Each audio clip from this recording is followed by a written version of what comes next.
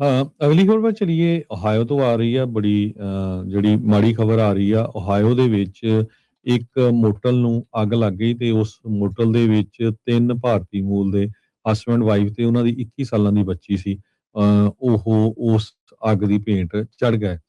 ਇਹ ਕਹਿੰਦੇ ਵੀ ਤਿੰਨੇ ਮੈਂਬਰ ਨੈਡੀਅਡ ਗੁਜਰਾਤ ਦੇ ਰਹਿਣ ਵਾਲੇ ਆ। ਇਕੋਨੋ ਲੌਜ ਮੋਟਲ ਬੂਸਟਰ ਓਹਾਇਓ ਦੇ ਵਿੱਚ ਇਹ ਮੋਟਲ 'ਚ ਹੀ ਕੰਮ ਕਰਦੇ ਸੀ ਤੇ ਰਾਤ ਨੂੰ ਉੱਥੇ ਸੁੱਤੇ ਪਏ ਸੀ ਤੇ ਕਹਿੰਦੇ 1:30 ਦੇ ਉੱਤੇ ਅੱਗ ਉੱਥੇ ਲੱਗ ਗਈ ਮੋਟਲ ਨੂੰ ਤੇ ਫੈਮਿਲੀ ਜਿਹੜੀ ਰੂਮ ਦੇ ਵਿੱਚ ਹੀ ਸੀ ਤੇ ਉਹਨਾਂ ਨੇ ਫਰੰਟ ਡੈਸਕ ਤੇ ਕਾਲ ਕੀਤੀ ਵੀ ਸਾਨੂੰ ਜਿਹੜਾ ਧੂੰਆਂ ਆ ਉਹਦੀ ਸਮੈਲ ਆ ਰਹੀ ਆ ਤੇ ਉਹਨਾਂ ਨੇ ਕਿਹਾ ਵੀ ਤੁਸੀਂ ਜਿਹੜਾ ਪਾਣੀ ਛੱਡ ਲਓ ਜੋ ਉੱਥੇ ਬਾਥਰੂਮ ਦਾ ਹੁੰਦਾ ਤੇ ਡੋਰ ਲੌਕ ਰੱਖੋ ਤੇ ਜਿਹੜੀ ਐਮਰਜੈਂਸੀ ਹੈਲਪ ਆ ਰਹੀ ਹੈਗੀ ਆ।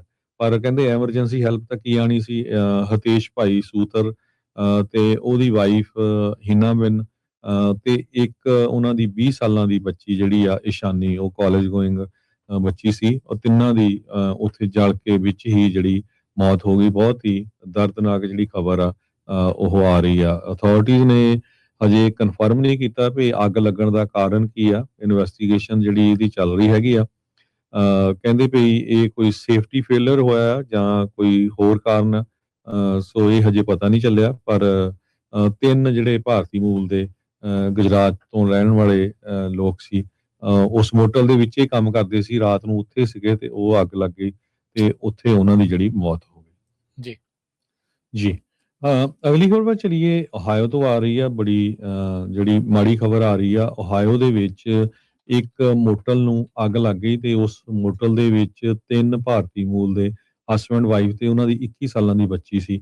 ਉਹ ਉਸ ਅੱਗ ਦੀ ਭੇਂਟ ਚੜ੍ਹ ਗਏ।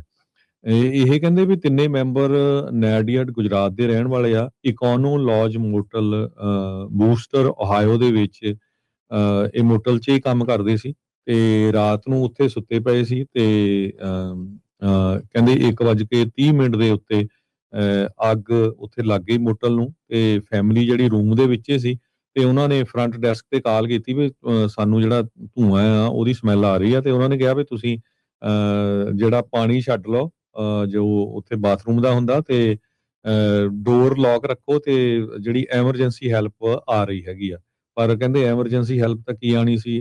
ਹਤੇਸ਼ ਭਾਈ ਸੂਤਰ ਤੇ ਉਹਦੀ ਵਾਈਫ ਹਿਨਾਬਿਨ ਤੇ ਇੱਕ ਉਹਨਾਂ ਦੀ 20 ਸਾਲਾਂ ਦੀ ਬੱਚੀ ਜਿਹੜੀ ਆ ਇਸ਼ਾਨੀ, ਉਹ ਕਾਲਜ ਗੋਇੰਗ ਬੱਚੀ ਸੀ। ਉਹ ਤਿੰਨਾਂ ਦੀ ਉੱਥੇ ਜਲ ਕੇ ਵਿੱਚ ਹੀ ਜਿਹੜੀ ਮੌਤ ਹੋ ਗਈ। ਬਹੁਤ ਹੀ ਦਰਦਨਾਕ ਜਿਹੜੀ ਖਬਰ ਆ ਉਹ ਆ ਰਹੀ ਆ। ਅਥਾਰਟੀਜ਼ ਨੇ ਹਜੇ ਕਨਫਰਮ ਨਹੀਂ ਕੀਤਾ ਵੀ ਅੱਗ ਲੱਗਣ ਦਾ ਕਾਰਨ ਕੀ ਆ। ਇਨਵੈਸਟੀਗੇਸ਼ਨ ਜਿਹੜੀ ਇਹਦੀ ਚੱਲ ਰਹੀ ਹੈਗੀ ਆ। ਕਹਿੰਦੇ ਵੀ ਇਹ ਕੋਈ ਸੇਫਟੀ ਫੇਲਰ ਹੋਇਆ ਜਾਂ ਕੋਈ ਹੋਰ ਕਾਰਨ ਆ। ਸੋ ਇਹ ਹਜੇ ਪਤਾ ਨਹੀਂ ਚੱਲਿਆ ਪਰ 3 ਜਿਹੜੇ ਭਾਰਤੀ ਮੂਲ ਦੇ ਗੁਜਰਾਤ ਤੋਂ ਰਹਿਣ ਵਾਲੇ ਲੋਕ ਸੀ। ਉਸ ਮੋਟਲ ਦੇ ਵਿੱਚ ਹੀ ਕੰਮ ਕਰਦੇ ਸੀ। ਰਾਤ ਨੂੰ ਉੱਥੇ ਸੀਗੇ ਤੇ ਉਹ ਅੱਗ ਲੱਗ ਗਈ ਤੇ ਉੱਥੇ ਉਹਨਾਂ ਦੀ ਜਿਹੜੀ ਮੌਤ ਹੋ ਗਈ। ਜੀ।